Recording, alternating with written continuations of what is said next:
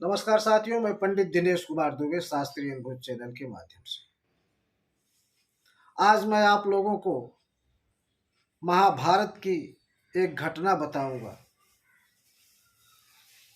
कहते हैं कि भगवान कृष्ण एक बार पांडवों से कहे कि देखिए, अब कलयुग का आगमन होने वाला है और ये द्वापर युग अब खत्म होने को है। अब कलयुग में तमाम प्रकार से, नाना प्रकार से लोग अनाप शनाप गलत कार्य करेंगे और वो आप अगर जानना चाहते हो तो आप लोगों को मैं एक छोटा सा उदाहरण देता हूँ, बताता हूँ कि आपको करना क्या है। आपको काफ़ी जानकारी इस विषय में मिलेगी। आप लोग सवेरे सवेरे उठिए और जंगल की तरफ जाइए और आपको कुछ देखने को मिलेगा और आप देख के आइए और बताइए, तो मैं आपको उसकी व्याख्या करके बताऊंगा कि कलयुग में क्या क्या होने वाला है। पांडवों ने उस बात को स्वीकार किया और दूसरे दिन सुबह सुबह निकल पड़े। भीम जिस रास्ते पर गए, आगे गए तो उन्होंने देखा कि एक बहुत बड़ा महल है। महल के अंदर 3 कुएं हैं। बीच में बड़ा कुआं है, दोनों तरफ छोटे छोटे कुएं हैं। बीच वाला कुआं जब उफान लेता है, उसमें से पानी निकलता है, तो बगल में 2 छोटे कुएं हैं, वो भर जाते हैं और बाद में वो शांत हो जाता है। फिर छोटे कुओं में उफान आता है और उनसे पानी निकलकर जब बड़े कुएं में जाता है तो बड़ा कुआं नहीं भरता है। ये देखने के बाद भीमसेन लौट आए। अर्जुन जी जिस रास्ते पर गए थे, वहां उन्होंने देखा कि एक बहुत बड़ा, एक बहुत सुंदर पक्षी है और उसके पंखों पर वेद की ऋचाएं लिखी हुई हैं, वेद के मंत्र लिखे हुए हैं।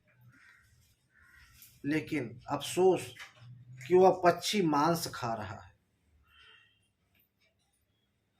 अर्जुन ने देखा और देखने के बाद उनको बड़ा आश्चर्य हुआ कि इस पक्षी के सारे शरीर पर वेद की ऋचाएं लिखी हुई हैं और ये मांस भक्षण कर रहा है।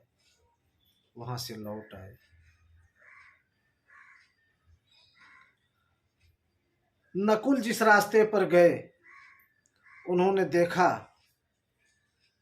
कि गाय जो है अपने बछड़े को चाट रही है और चाटते चाटते इतना चाट लेती है कि बछड़ा लहूलुहान हो जाता है, उसके शरीर से खून निकलने लगते हैं। इसके बाद फिर सहदेव की बारी आई। सहदेव जी ने देखा कि एक सोने की बहुत बड़ी शिला है और एक चांदी के सिक्के पर टिकी हुई है। शिला हिलती डुलती जरूर है, लेकिन चांदी का सिक्का अपनी जगह पर अटल है, वो बिल्कुल हिल डुल नहीं रहा। अब ये लोग लौट आए। लौट आने के बाद भगवान कृष्ण से पूछे कि भगवान, ऐसी ऐसी चीजें हमने देखी हैं। तो वो बोले भीमसेन से कि तुमने क्या देखा। तो भीमसेन ने बताया कि हमने देखा कि 3 कुएं हैं। बीच वाले से जब पानी निकलता है तो साइड के दोनों कुएं भर जाते हैं और जब साइड से कुएं का पानी आता है तो बीच वाले कुआं नहीं भरता है। तो बोले देखिए, एक कलयुग आने वाला है। कलयुग में एक पिता अपने पुत्रों का भरण पोषण बड़े आराम से कर लेगा और वही 2 पुत्र एक पिता का भरण पोषण करने में असमर्थ रहेंगे। यही ये बता रहा है। उसके बाद अर्जुन से पूछे, अर्जुन तुमने क्या देखा। तो अर्जुन ने बताया कि प्रभु, हमने देखा कि एक सुंदर पक्षी है, उसके पंख पर वेद की ऋचाएं लिखी हैं, लेकिन वो मांस भक्षण कर रहा है। भगवान कृष्ण ने बताया कि कलयुग में बड़े बड़े ज्ञानी होंगे, दूसरे को शिक्षा देंगे, लेकिन उनका कर्म खराब होगा, वो खुद गलत काम में लिप्त रहेंगे, खुद गलत काम करेंगे और दूसरे को अच्छी शिक्षा देंगे। ये कलयुग का प्रभाव है। फिर नकुल से पूछे कि तुमने क्या देखा? तो नकुल ने बताया कि हमने देखा कि गाय अपने बछड़े को चाट चाट के लहूलुहान कर दे रही है। तो उन्होंने बताया कि कलयुग में माता पिता अपने बच्चे को जरूरत से ज़्यादा लाड़ प्यार करेंगे और उनके लाड़ प्यार की वजह से बच्चे बिगड़ जाएंगे। फिर सहदेव से पूछा कि तुमने क्या देखा? सहदेव ने बताया कि हमने देखा कि एक सोने की बहुत बड़ी शिला और चांदी के सिक्के पर टिकी हुई है। सोने की शिला तो हिलती डुलती है, लेकिन चांदी का सिक्का अपनी जगह पर अटी है और वो सोने की शिला उसी पर टिकी हुई है। तो भगवान कृष्ण ने बताया कि कलयुग में पाप कर्म बहुत बढ़ जाएगा, लेकिन पुण्य और पुण्य को दबाता रहेगा, लेकिन पुण्य अपनी जगह पर अटल रहेगा। पुण्य दबा तो रहेगा, लेकिन पुण्य नष्ट नहीं होगा कभी।